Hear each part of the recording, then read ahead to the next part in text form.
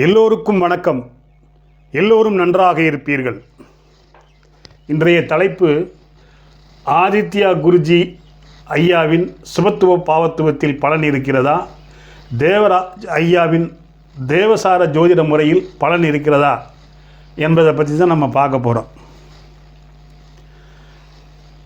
ஒரு உதாரண ஜாதகம் ஆன்லைனில் எனக்கு வந்த ஜாதகம், இதை தான் நான் இன்றைக்கி ஆதித்ய குருஜியின் சுபத்துவ பாவத்துவ சூட்சும வலுப்படி பலன் சொல்ல போகிறேன். சரி, அதுக்கு முன்னாடி இந்த அருள்வேல் ஐயா, தேவராஜ் ஐயா, அப்புறம் குமார்ஜி ஐயா, அப்புறம் ஒருத்தர் கால்நடை மருத்துவராக இருக்கிறாரு. அவர் பேர் எனக்கு தெரியலைங்க. அவர் நம்பரில் என்னை கூப்பிட்டுருந்தார். அவர் கீழே கமெண்ட்ஸில் கொடுத்துருந்தார்.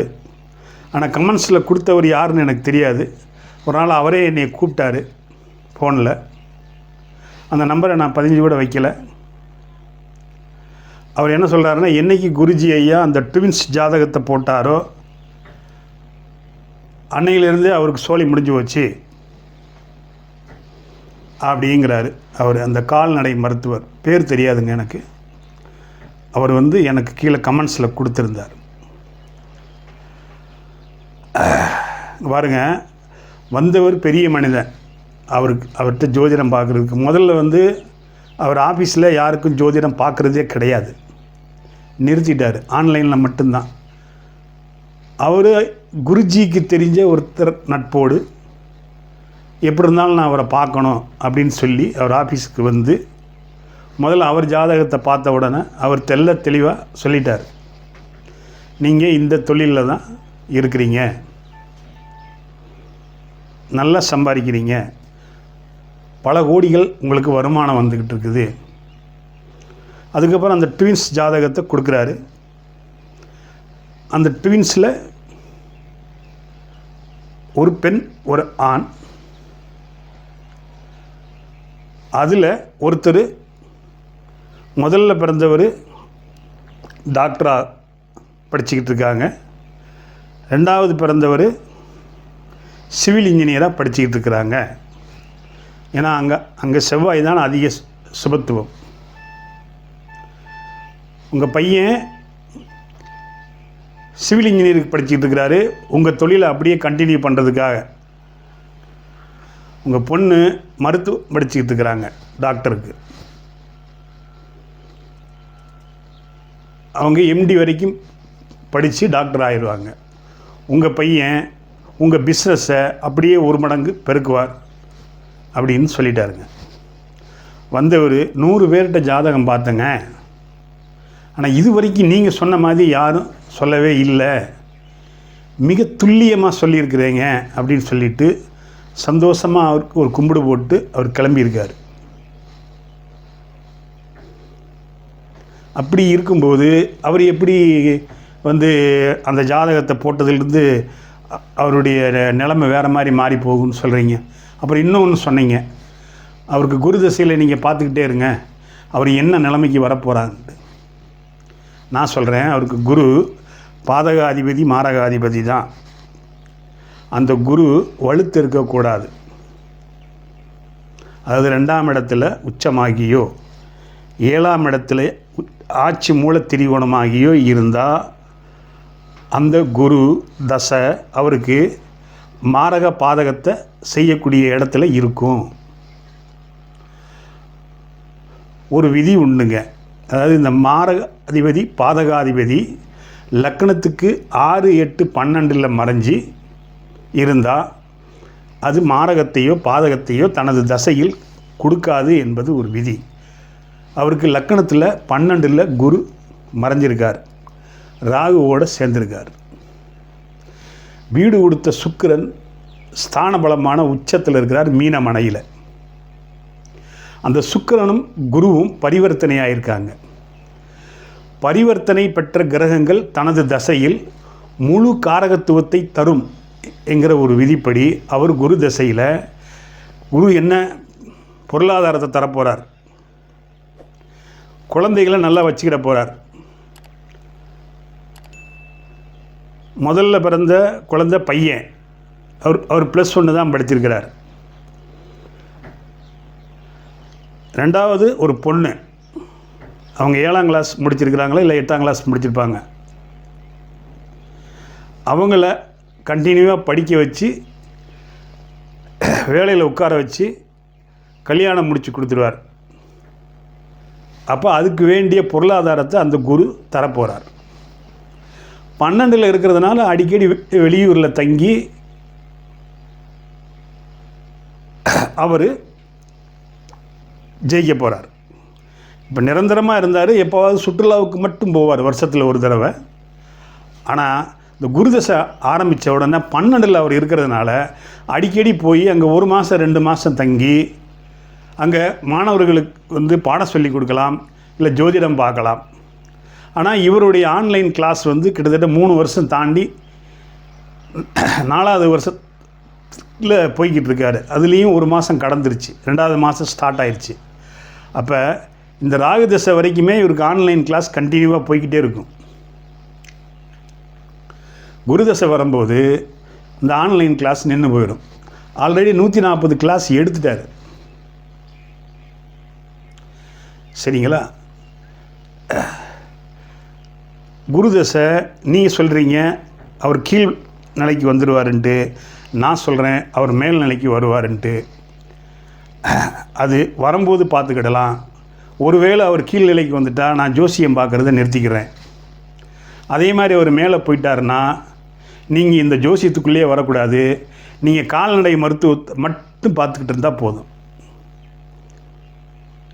சரி, அருள்வேல் ஐயா என்ன சொல்கிறாரு? அவர் ஏற்கனவே இவர் ஜாதகத்தை போட்டு சொல்லிட்டார். சொன்னதுக்கு பிறகு அருள்வேல் ஐயா அதை பார்த்து புரிஞ்சுக்கிட்டார். அதுக்கப்புறம் அவர் என்ன சொல்கிறாரு? எப்படி கம்ப்யூட்டரில் போகிறாரு. முதல் ஜாதகம் கேது ஸ்ட்ராங்காக இருக்குது, அதனால் மருத்துவம். 2வது ஜாதகங்களுக்கு ராகு, அது ஸ்ட்ராங்காக இருக்குது, அதனால் அவர் சிவில் இன்ஜினியர். இப்படி சிம்பிளாக முடிச்சுக்கிட்டாருங்க. அந்த அருள்வேல் ஐயா என்ன சொல்கிறாருன்னா, ஜாதகத்தில் ஸ்தானபலம், திக்பலம், திருக்பலம், கால அயன சேஷ்ட பலம்ங்கிற சட்பலமே இல்லைங்கிறார். 1% தான் அது வேலை செய்யும். 99% இந்த தேவசார ஜோதிடம் தான் வேலை செய்யும் சொல்கிறார். அவங்க என்ன சொல்கிறாங்க? நட்சத்திரத்துக்குள்ளே தான் பலன் இருக்குது, கிரகத்துக்குள்ளே எந்த பலனுமே இல்லை. ஐயா, உங்கள் குருநாதர் கிருஷ்ணமூர்த்தி ஐயா அவர் முதல்ல பாரம்பரிய ஜோதிடத்தை தான் படிச்சுக்கிட்டு இருந்தார். சரியா? அவர் ஆதித்யா குருஜி ஐயா மாதிரியே சுபத்துவம் பாவத்துவம் சொல்லலை. ஆனால் ஸ்தான பலத்தை அவர் எடுத்தார், திக்பலத்தை எடுத்தார், திருக்பலத்தை எடுத்தார். இதை வச்சு தான் அவர் பலன் சொல்லிக்கிட்டு இருந்தார். இந்த கேபி சிஸ்டம், அதாவது இந்த அஷ்டவர்க்கம், தசவர்க்கம் அப்படின்னு ஒரு 60 வர்க்கத்தை அவர் சோதனைக்கு உள்ளாக்கினார். ஆனால் கடவுள் அவருக்கு ஒருவேளை 20 வருஷம் அவருக்கு இன்னும் வாழ வச்சுருந்தாருன்னா கண்டிப்பாக அதில் சக்ஸஸ் அடைஞ்சிருப்பார். அது கிட்டத்தட்ட அறவுரையாக சொன்னதுனால பின்னாடி வந்த நீங்களாவது அதை சரி பண்ணுவீங்களான்னு பார்த்தா சரி பண்ணலைங்க. நீங்கள் தேவராஜ ஐயா சொல்கிறாரு, நான் தான் நம்பர் 1 ஜோதிடர் சென்னையில், கூகுளில் சர்ச் பண்ணுங்கள், பெஸ்ட் அஸ்ட்ராலஜர்னு அடிங்க, நான் தான் ஒன்றான அடித்து காட்டினார். 1 மணி நேரம் 29 நிமிஷம் 32 செகண்ட் என்னமோ அவர் பேசியிருக்கிறார். அது ஒன்றும் இல்லைங்க, ஒரு 25,000 ரூபா பணம் கொடுத்தா போதும். இந்த ஜஸ்டைலுக்கும் இந்த கூகுளுக்கும் நம்ம பணம் கட்டிட்டா உங்களை மேலே தூக்கி வச்சுருவாங்க. அதே மாதிரி பெஸ்ட் அஸ்ட்ராலஜர் டீச்சர், அதுலேயும் நீங்கள் தான் ஃபஸ்ட்டு வர்றீங்க. ஆதித்யா குருஜி, நீங்கள் சென்னை விட்டுருங்க, சைதாப்பேட்டையை அடிங்க அப்படின்னா அவரே அடித்து, அவர் பாருங்கள் 8ஆம் இடத்துல இருக்கிறாரு. அதுலேயும் பாருங்கள் நான் தான் முதல்ல இருக்கேன், அடுத்தடுத்து என் மாணவர்கள் தான் வர்றாங்க, அதுக்கு பிறகு தான் இவர் வர்றாரு அப்படின்னு சொல்கிறார். இவர் குமார்ஜி ஐயா அவர் ரொம்ப படிச்சிருக்கிறாருங்க. நான்லாம் இந்த குருஜி ஐயாட்ட வர்றதுக்கு முன்னாடியே இந்த சின்ராஜ் ஐயா, இந்த குமார் ஐயா இவங்களுடைய யூடியூப்பை தான் நான் பார்த்துக்கிட்டு இருந்தேன். கிட்டத்தட்ட அவங்களும் பாரம்பரிய ஜோதிடம் மாதிரி தான் சொல்லிக்கிட்டு இருந்தாங்க. இப்போ குமார்ஜி ஐயாவுக்கு டைம் சரியில்லை. அவருக்கு ஜாதகம் ஆன்லைனில் வர்றதுக்கு குறைஞ்சி போச்சு. அட்லீஸ்ட் யூடியூப்லேயாவது பணம் சம்பாதிக்கணுங்கிறதுக்காக இந்த வியூஸ்க்காகவும் சப்ஸ்கிரைப்காக வேண்டியும் இவரை போட்டு சொல்கிறார். இவருக்கு அடிப்படையே தெரியாதான் குருஜி ஐயாவுக்கு. சொல்கிறார் அவர், குருஜி ஐயாவினுடைய இது இங்கே குரு புதன் செவ்வாய் அதிநட்பு அடைவாங்க அப்படின்னு சொல்கிறார். அவர் பாடம் முதல்ல எடுக்கும்போதே சொல்லிட்டாருங்க, இது நீங்கள் புஸ்தகத்தை பார்க்காதீங்க தயவு செஞ்சு, பஞ்சாங்கத்தை பார்க்காதீங்க தயவு செஞ்சு, நான் சொல்கிறத மட்டும் வச்சு நோட் பண்ணிக்கோங்க அப்படின்னு சொல்லிக்கார். இங்கேயே கூட சந்திரனை நட்புனாருங்க. அதுக்கப்புறம் தான் மாற்றிக்கிட்டார் நீசம்ட்டு. எப்பயுமே சந்திரத்தை நீங்கள் ஒளி தத்துவமாக புரிஞ்சுக்கோங்க. அங்கே நீசம்னு இருந்தால் ஆப்போசிட்டாக சூரியனாக இருந்தால் நீசம் இல்லைங்க, அது பௌர்ணமிக்கு நிகரான ஒரு சந்திரனுங்க அப்படின்லாம் சொல்லியிருக்காரு. குமார்ஜி நீங்கள் அவருடைய 76வது ஆன்லைன் கிளாஸை யூடியூப்பில் பப்ளிக்காக விட்டுருக்காரு. அதை ராகுவை பற்றி சொல்லியிருக்காரு உசுரை கொடுத்து. அந்த கிளாஸை நீங்கள் முதல்ல பாருங்கள். அப்புறம் தேவராஜ் ஐயாவுக்கு நீங்கள் ஒரு 100 பேர் உங்களுடைய மாணவர்கள் லிஸ்ட்டு காட்டினீங்க. இவர்கிட்ட 18,000 மாணவர்கள் இருக்கிறாங்க. இப்போ உங்கள் மாணவர்களும் போன வாரம் ஞாயிற்றுக்கிழமை ஒரு 14 பேர் வந்துட்டாங்க. ஒரு மாதத்தில் பாருங்க 140 பேர் வந்துடுவாங்க. முடிகிறதுக்குள்ளே 1400 பேர் வந்துடுவாங்க. பாருங்கள், 30 வருஷம் ஜோதிடம் பார்த்துக்கிட்டு இருக்கிறவங்களே ஒரு 2000க்கு மேற்பட்டவங்க இவருடைய ஆன்லைன் கிளாஸில் இருக்காங்க. அவங்க கமெண்ட்ஸில் என்ன கொடுத்துருக்காங்க தெரியுமா? ஐயா, நான் 30 வருஷமாக ஜோதிடம் பார்த்துக்கிட்டு இருந்தோம், உங்கள் ஆன்லைன் கிளாஸ் பார்த்ததுக்கு பிறகு தான் ஒரு தெளிவு பிறந்திருக்குது. இப்போ நாங்கள் பார்க்குற ஜாதகமெல்லாம் கரெக்டான துல்லியமான பலன் சொல்கிறோம். எங்களுக்கு கஸ்டமர் அதிகமாகிட்டே வர்றாங்க, நாங்கள் நல்லா சம்பாதிக்கிறோம் உங்கள் புண்ணியத்தில். சில 84 வயசுக்காரங்க 80 வயசுக்காரங்க அவர்கிட்ட ஆசீர்வாதம் ஆஃபீஸில் காலில் விழுந்து ஆசீர்வாதம் வாங்கிட்டு போகிறாங்க. அதே மாதிரி புதுசாக இருக்கிறவங்களும் நிறையா இருக்கிறாங்க. 2000க்கு மேற்பட்டவங்க இருக்கிறாங்க. யூடியூப் போடுறவங்களும் 2000க்கு மேற்பட்டவங்க இருக்கிறாங்க. தேவராஜா, நீங்கள் சொல்கிறீங்களே மாணவர்கள் தான் முக்கியம்ட்டு. இல்லைங்க ஐயா, மக்கள் தான் முக்கியம். அதை நீங்கள் முதல்ல புரிஞ்சுக்கோங்க. நீங்கள் வேணால் இருந்துட்டு போங்க, சென்னையில் நம்பர் 1 ஆசிரியராக ஜோதிடத்துலேயும் நம்பர் 1 ஜோதிடராக பலன் சொல்லதுலேயும் இருந்துக்கலாம் கூகுளில். ஆனால் மக்கள் எல்லோரும் இவர்கிட்ட தானே வர்றாங்க. 30,000 கொடுக்கறதுக்கு ரெடி, 1 லட்சம் ரூபா கொடுக்கறதுக்கு ரெடி, 10 லட்ச ரூபா கொடுக்கறதுக்கு ரெடின்னு சொல்லி இன்றைக்கி லைனில் காத்துக்கிட்டு இருக்கிறாங்க. ஆனால் உங்களுக்கு பின்னாடி யாரும் வரலைங்களே. அவர் குமார்ஜி வாடா போடாங்கிறது, உனக்கு அடிப்படையே தெரியல, நீங்களும் முட்டாளு, உங்ககிட்ட படிச்சுக்கிட்டு இருக்கிற எல்லாரும் முட்டாளு. ஆனால் அவர் எங்களையெல்லாம் கட்டுப்படுத்தி வச்சுருக்கிறார் குமார்ஜி ஐயா. இல்லைன்னா உங்கள் நிலைமை ரொம்ப மோசமாக போயிடும். இப்போ வரலையே, ஒரு 10 நாளாக கப்பிச்சிப்புன்னு அடங்கி போயிட்டீங்களே. உங்களுக்கு கண்டிப்பாக லக்னத்தில் 2ல் சனி இருக்குங்க. அந்த சனி தசையோ சனி புத்தியோ நடக்குது. அதனால் உங்களுக்கு நேரம் சரியில்லை. இப்போ அநேகமாக நீங்கள் குடிச்சு ஆஸ்பத்திரியில் பெட்டில் இருப்பீங்கன்னு நினைக்கிறேன். இது நான் தோராயமாக தான் சொல்கிறேன், ஏன்னா உங்கள் ஜாதகம் முழுசாக எனக்கு தெரியாது. வேணால் கொடுங்க, நான் சொல்கிறேன். ஆனால் கண்டிப்பாக புதன் வலுத்திருக்கு உங்களுக்கு, அது மட்டும் உண்மை. இல்லைன்னா நீங்கள் இவ்வளோ தூரம் மேலே போயிருக்க முடியாது. நல்லா தான் இருந்தீங்க. உங்களுக்கு நீங்களே குழி தோண்டிட்டதுனால என்ன செய்ய முடியும்? அவர் வெற்றியை நோக்கி பயணிச்சுட்டு தான் இருப்பார். நீங்கள் கேவலம் வீசு சப்ஸ்கிரைக்காக வேண்டியும் அவர் பேரை சொல்லி நம்ம முன்னேறலான்னு போகிறதுனால உங்கள்கிட்ட வர்ற மக்களும் குறைஞ்சி போயிடுவாங்க. சரி, நான் குமார்ஜி ஐயாவாக இருந்தாலும் சரி, அருள்வே ஐயாவாக இருந்தாலும் சரி, தேவராஜ ஐயாவாக இருந்தாலும் சரி, அந்த கால்நடை மருத்துவராக இருந்தாலும் சரி, நான் ஏதாவது தவறாக பேசியிருந்தால் நீங்கள் மன்னிச்சிருங்க. ஏன்னா உங்கள் ஜோதிடம் சக்ஸஸ் அடையாதுங்க. சும்மா 100 மாணவர்கள் மட்டும் உருவாக்கினா பத்தாதுங்க. ஆதித்யா குருஜி ஐயா 18,000 பேர் படிக்கிறாங்கங்க. அவருடைய ஜோதிடம் அவர்களுடைய மாணவர்களால் காப்பாற்றப்படும். 1000 2000 வருஷத்து வரைக்கும் அவருடைய நினைவுகள் இருந்துக்கிட்டே இருக்கும்.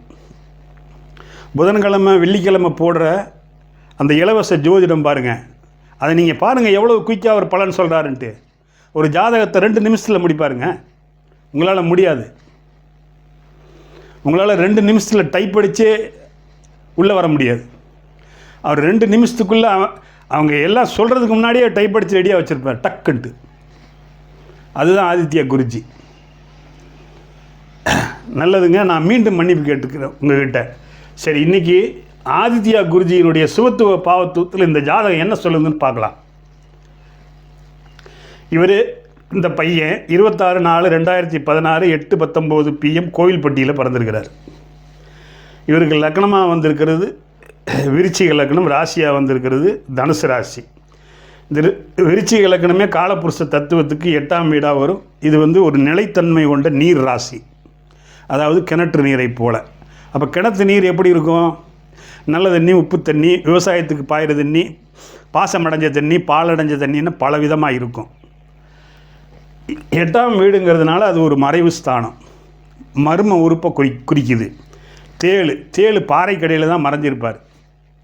அதனால் இவங்க இந்த லக்கணத்தில் பிறந்தவங்க எப்பயுமே எல்லா விஷயத்தையுமே தனக்குள்ளே மறைச்சி வச்சுருப்பாங்க, வெளியில் சொல்ல மாட்டாங்க. எதுவாக இருந்தாலுமே ஒரு சஸ்பென்ஸாக இருக்கும். விருச்சிக லக்கணத்தில் பிறந்தாலே இருந்தாலும் இல்லாட்டாலும் 1000 பொற்காசுகள் மாதிரி. ஏன்னா இவங்களுக்கு ஆட்டோமேட்டிக்காக ஒரு சேமிப்புன்னு வந்துடும், காலபுருஷனுக்கு 8ஆம் வீடுங்கிறதுனால. சரி, இங்கே பாருங்க, லக்னாதிபதி லக்னத்திலேயே வளர்த்துட்டார் செவ்வாய். அப்போ ஜாதகருக்கு உடல் உள்ள ஆவி அனைத்தும் பலம் ஆயிடுச்சுன்னு அர்த்தம். ஆனால் இங்கே கூடயே சனி செஞ்சிட்டார், 2 பேருமே வக்ரந்தான். பொதுவாக லக்னத்தில் செவ்வாய் இருந்தால் அதிக கோபம், ஆக்ரோஷம், அவசர கொடுக்கையெல்லாம் இருக்கும். லக்னத்தில் சனி இருந்தால் என்ன பண்ணும்? மந்தம், நிதானம். அப்போ ஒரு வேகம், ஒரு நிதானம், அதாவது ஒரு ஸ்பீட், ஒரு ஸ்லோ, 2 ஒன்று சேரும்போது பேலன்ஸ் ஆகிக்கிடுது. அப்போ இயல்பாக இவர் இருப்பார் அப்படின்னு நம்ம எடுத்துக்கலாம். சரி, 5க்குரியவன் யார்? குரு. அவர் 10ஆம் இடத்துல இருக்கிறார். 2 5க்குரியவன் 10ல் இருக்கிறார். 9க்குரிய சந்திரன் குரு பார்வையில் இருக்கிறார். அப்போ 1 5ங்கிற லட்சுமி ஸ்தானம் வலுத்துருச்சு. 1 5 9 வலுத்துட்டாலே ஜாதகர் நல்லா இருக்க போகிறாருன்னு அர்த்தம். சந்திர கோணத்தை இந்த ட்ரீ ஆங்கிளில் குரு பார்க்குறார், அதாவது ராசியை பார்க்குறார். இங்கே ராகுவோடு சேர்ந்துருக்கிறார்.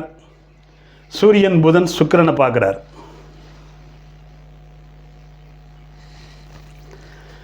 அப்போ ராசிக்கு கோணமும் வலுவாயிருச்சு, சூரிய கோணமும் வலுவாயிருச்சு. கதி மதி விதி எல்லாமே சரியாக போயிடுச்சா? அடுத்து தாய் தந்தையர்களுக்கு வாங்க. அப்படின்னா தானே இவர் படித்து மேலே வர முடியும். ஏன்னா இப்போ 9 வயசு முடிஞ்சு இவருக்கு 10 வயசு நடக்குது. இவர் பிறக்கும்போது கேது தசையில் பிறந்திருக்கார். அதான் கேது தசை 6 வருஷம் 4 மாதம் 5 நாட்கள் இருக்கும்போது பிறந்திருக்கார். இப்போ சுக்கிர தசை நடக்குது. சுக்கிர தசை, சுக்கிர புத்தி. இது 31/12/2025 வரைக்கும், இந்த வருஷம் எண்டு வரைக்கும் இருக்குது. சரி, பாருங்க, 4ஆம் இடத்தை குரு பார்க்குறார். லக்கணத்துக்கு 4ஆம் இடத்தை குரு சமசப்தம் பார்வையாக பார்க்குறாரு.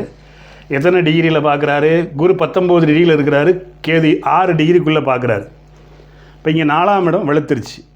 அப்போ தாயார், கல்வி, மனை, வீடு, வண்டி, வாகனம் எல்லாம் கிடைக்கப் பெறும். 9க்குரியவன் யார்? சந்திரன் குரு பார்வையில் இருக்கிறார். அப்போ தாய் தந்தையர்கள் நல்லா இருக்கார். ஒரு ஜாதகத்துக்கு முக்கியம் தாய் தந்தையர். அப்போ இவரை நல்ல முறையில் படிக்க வச்சுருவாங்க. அதில் எந்த சந்தேகமும் இல்லை. சரி, அடுத்து பாருங்கள், பணபரஸ்தானம். இவர் குரு வந்து 10ல் இருக்கிறாரு. அவர் 2, 5க்குரியவன். 2, 5, 8, 11 பணபரஸ்தானம். 8, 11 குரு பார்க்குறாரு. அவரே 2ஆம் அதிபதி. இப்போ 11 யார்? இங்கே புதன். அதான் 8, 11ஐயும் பார்க்குறாரு. அப்போ இங்கே 2, 9, 11, 5, 8 வலுவாக இருக்குது. அப்போ பணம் இவருக்கு, இந்த ஜாதகருக்கு கொட்ட போகுது. சரி, இவர் என்ன வேலைக்கு வருவார் பாருங்கள். குரு சிம்ம மனையில் இருக்கிறார்.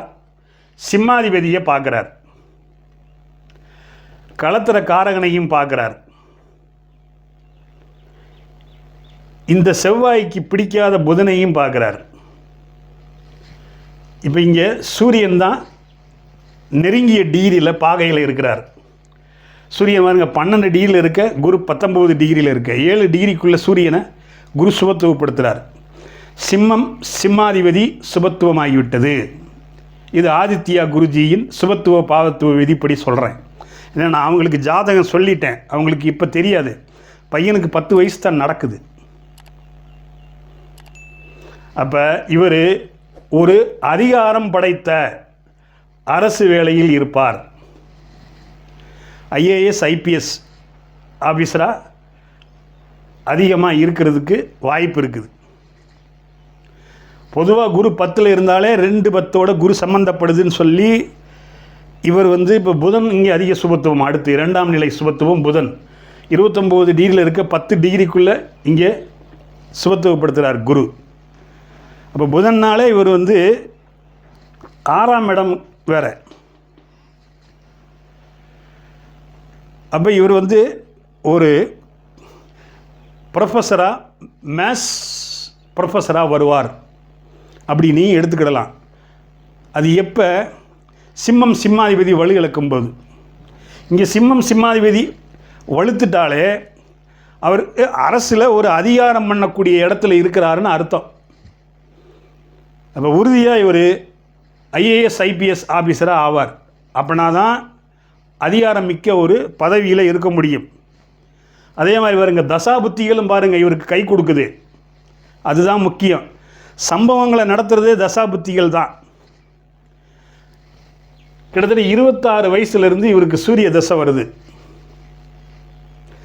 இந்த சுக்கிர தசையும் குருவனுடைய பார்வையில் இருக்கிறதுனால அவர் 7, 12 இதில் 6, 8 சம்மந்தப்படலை. 6, 8க்கு உரியவருங்கிறதுனாலையும் இந்த சுக்கிர திசையிலேயே இவர் படித்து அரசு வேலையில் உட்காந்துருவார். சூரிய திசையிலேயே ஒரு சின்ன ப்ரொமோஷன் கூட இவருக்கு கிடைக்கும். ஒரு வேளை அதிகமாக படிச்சிட்டார் அப்படின்னா சூரிய திசையில் வேலைக்கு உட்காந்துருவார் கண்டிப்பாக. சுக்கிரன் தவற விட்டாலும் சூரியன் தவற விட மாட்டார். பாக்யாதிபதி சூரியன் 10க்குரியவர். பாருங்க, இங்கே 6க்குரியவர் செவ்வாய் ஆட்சி பெற்றிருக்கிறார். 10 சூரியன் உச்சம் பெற்றிருக்கிறார். அப்போ இவருக்கு சூரிய சந்திர செவ்வாய் திசைகள் நல்லா இருக்க போகுது. சூரியனை குரு பார்க்குறார், சந்திரனை குரு பார்க்குறார், செவ்வாய் இவருக்கு லக்னாதிபதி. இங்கே லக்னம் சுபத்துவம், லக்னாதிபதி பாவத்துவம். பாருங்கள், லக்னம் வந்து 9 டிகிரியில் இருக்கிறார். அவங்க இப்போ இந்த தேவசார ஜோதிட முறையில் என்ன பண்ணுவாங்க, இந்த லக்னம் வந்து 9 டிகிரியில் இருக்குதுன்னு சொல்லி அந்த பாகையை வச்சு மட்டும் பலன் சொல்லிக்கிறது. மற்றபடி கிரகம் எப்படி இருக்குது, ஸ்தான பலம் அடைஞ்சிருக்கா, திக்பலம் அடைஞ்சிருக்கா, திருக்பலம் அடைஞ்சிருக்கா, இதெல்லாம் பார்க்குறது கிடையாது. அந்த லக்கண பாகையை மட்டும் பார்த்து எப்படிங்க பலன் சொல்ல முடியும்? உங்களுடைய எல்லா பாடங்களையும் நான் பார்த்தேங்க, எனக்கு ஒன்றும் புரியலைங்க, சத்தியமாக புரியல. நீங்கள் என்ன நினைக்கிறீங்க, எல்லாத்தையுமே கம்ப்யூட்டரில் கொண்டு வந்துடலாம், எளிமைப்படுத்திடலான்னு நினைக்கிறீங்க. முடியாதுங்க. எதை வச்சு தான் முடியும்? உங்கள் கம்ப்யூட்டரில் வந்து அப்படியே எளிமைப்படுத்தி அப்படியே அவங்களுக்கு வித்துறலாம். ஒரு ஜாதகத்துக்கு 1000 ரூபா வாங்கிட்டு அதை அப்படியே கொடுத்துட்டா பாருங்கள் 30 பக்கம் இருக்குது. அதை நீங்கள் படித்து பார்த்தாலே உங்கள் பிள்ளை என்ன ஆகும், எப்படி இருக்கும், எவ்வளோ சம்பாதிப்பார், எல்லா டீட்டெயில்ஸும் இதிலே இருக்குது அப்படின்னு சொல்லி 5 நிமிஷத்தில் நீங்கள் கொடுத்துடலாம்னு நினைக்கிறீங்க. அதெல்லாம் முடியாதுங்க. 1000 வருஷம் ஆனாலும் முடியாதுங்க. ஆனால் இவருடைய சுபத்துவம் பாவத்துவம் 2000 வருஷம் நிலச்சி நிற்குங்க. இவர் இருந்தாலும் 1000 பொண்ணு தான், இறந்தாலும் 1000 பொண்ணு தான். இவர் இறந்ததுக்கு பிறகு இவருடைய மாணவர்கள் நிறையா சம்பாதிக்காங்க, இப்போயே சம்பாரிச்சிக்கிட்டு இருக்காங்க. நானும் சம்பாரிச்சிக்கிட்டு இருக்கேன். எனக்கு அதான் ஜோதிடம் தான் சோறு போடுது. இவர் ஒரு குறிப்பிட்ட வயசு 40 வயசுக்கு மேலே இவர் நல்ல ஒரு பெரிய தொழில் அதிபராக வர்றதுக்கு வாய்ப்பு இருக்குங்க. நீங்கள் முகேஷ் அம்பானி ஜாதகத்தை பார்த்துருப்பீங்கன்னு நினைக்கிறேன். சேம் இப்படி தாங்க இருக்கும். அவருக்கு சேம் இதே விருச்சிக இலக்கணம் தான், தனுசு ராசி தான்.